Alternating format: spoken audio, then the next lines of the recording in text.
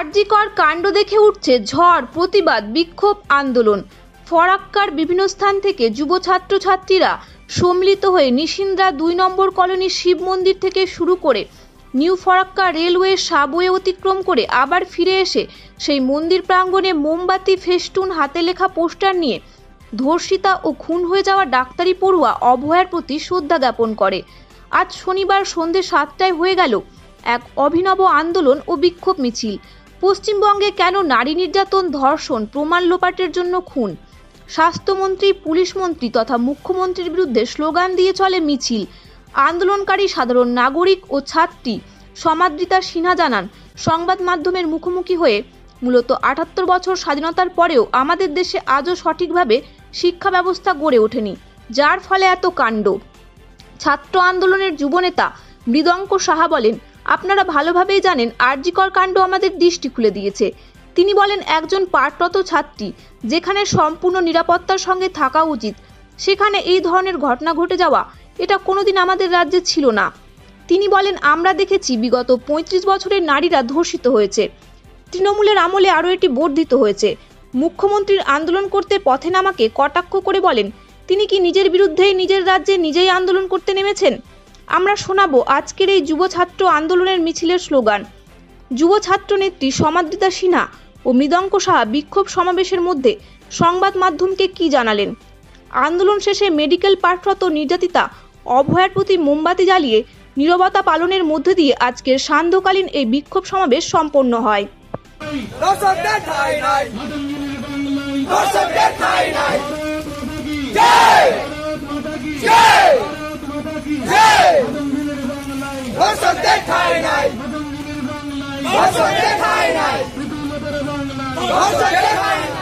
আমি বলবো আমার মতে একদমই শিক্ষার খুব অভাব, ভীষণভাবে অভাব।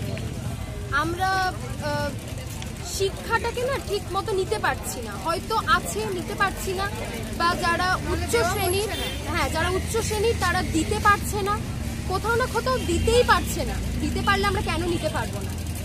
একটা ইনস্টিটিউশন চালানোর জন্য যে জিনিস দরকার সেই জিনিস আজকাল সেই ইনস্টিটিউশনে থাকে না, সেই জিনিস রিকোয়ারমেন্ট আমাদের সেগুলো থাকে না। তো শিক্ষাটা আসবে কোথা থেকে? টিচার সাপ্লাই নেই, স্কুল ফাঁকা, কলেজে টিচার প্রফেসররা কোনো সাপ্লাইমেন্ট নেই তাদের, তাহলে আসবে কোথা থেকে? কারা আমাদেরকে শিক্ষিত করবে?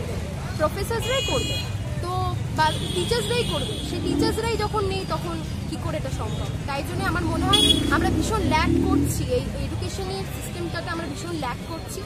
আমরা তো চেষ্টা করছি, দেখা যাক কতটা কি করা যায়। আমাদের মূল উদ্দেশ্য এটাই ছিল, এটাই দেখানোর যে মেয়েরা যতটা সবাই ভাবে পিছিয়ে আছে ততটা কিন্তু পিছিয়ে নেই। আমরা অনেকটা বেরিয়ে এসেছি। কিছুদিন আগে আমরা 78 ইন্ডিপেন্ডেন্স ডে পালন করলাম, কিন্তু কোথাও না কোথাও আমরা স্বাধীনতাটা না ল্যাক করছি। আমরা পাচ্ছি না তো স্বাধীনতা, ছেলেরা পাচ্ছে। আমি বলছি না সব ছেলে একই, এটাও আমি কখনোই বলতে পারি না, কারণ সব ছেলে একই নয়। কিন্তু কিছু ছেলে আছে, কিছু মানুষ আছে যারা মেয়েদেরকে সব সময় দাবিয়ে রাখার চেষ্টা করে। তারা জানেই না মেয়েদের কতটা ক্ষমতা। কিছুদিন পর যে আমাদের শহরে যে দুর্গাপূজা হতে চলেছে, তার কিছুদিন পরে যে কালী পুজো হতে চলেছে, এগুলো সব একটা symbol of power, symbol of সবকিছুই একটা পাওয়ার আমাদেরকে দেয়। তো সেই পাওয়ারটা আসছে কোথা থেকে? নারী জাতি থেকে।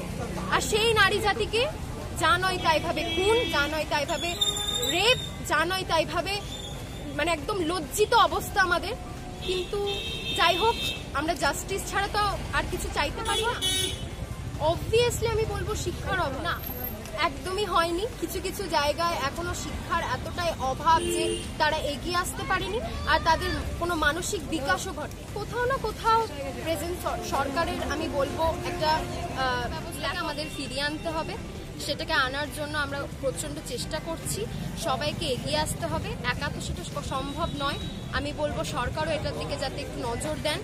এডুকেশনটাকে এতটাই আমরা পিছিয়ে রেখেছি যে কোথাও না কোথায় ওটা চলেই যাচ্ছে, বলতে গেলে সেটাকে তো চলে যাওয়া যাবে না।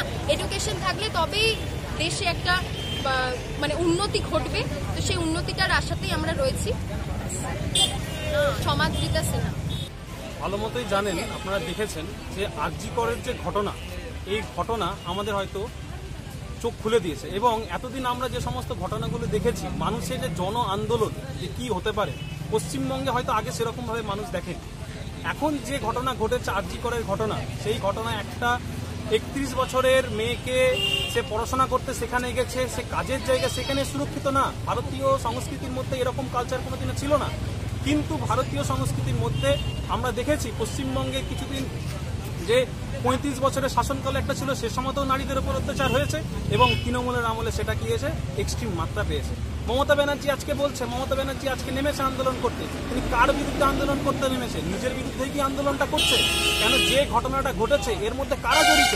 মুখ্যমন্ত্রী কে, স্বাস্থ্যমন্ত্রী কে, পুলিশ মন্ত্রী কে? নিজে আইনায় দাঁড়িয়ে একবার প্রশ্ন করুন।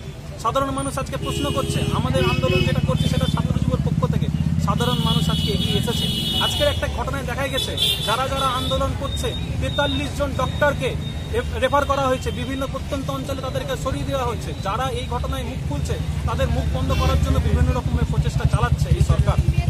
এবং আজকে আমরা দেখেছি একটা নিউজ মাধ্যমে দেখা গেছে 2010 সালে মমতা ব্যানার্জি বলছে যে সেই সময়ের যে সরকারের যে মুখ্যমন্ত্রী ছিল তার নাকি ভূমিকা ছিল, যখন দেখা গেছে যে কি স্বপ্ন কোলে বলে একজন মারা গেছিল ছাত্র নেতা, তার ঘটনার পিছনে নাকি ভূমিকা আছে, সেই সময় তদন্ত নাকি ডিলে হচ্ছিল মুখ্যমন্ত্রীর জন্য। এখন যে ঘটনাটা ঘটছে, এই যে ডিলে হচ্ছে বা তদন্ত গতিকে মোড় ঘোরানোর চেষ্টা করা হচ্ছে, এর মধ্যে যে মুখ্যমন্ত্রী নেই তিনি কি বলতে পারবেন? কেন 2010 সালে তিনি প্রশ্নটা উঠিয়েছিলেন সাধারণ মানুষের কাছে। আজকে সাধারণ মানুষ দাবি করছে মমতা ব্যানার্জির কাছে, আমরা এই যে পরিস্থিতি থেকে পরিত্রাণ চাই।